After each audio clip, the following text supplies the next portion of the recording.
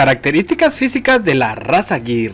Es una raza de talla media, siendo su distinción sobre las demás razas la conformación de su cabeza, porque posee frente muy amplia y convexa, haciéndola inconfundible.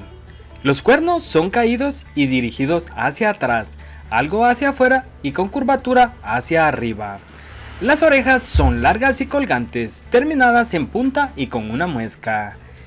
Su piel es colgante y floja. El color típico es blanco moteado de rojo, habiendo estirpes con más rojo que blanco, encontrándose ejemplares en el que se da el caso de ruanismo.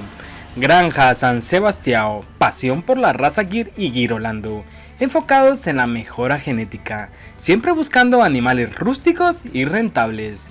Venta permanente de su genética. En la descripción del video te dejaremos los datos de contacto. Por favor, suscríbete y dale al botón de me gusta.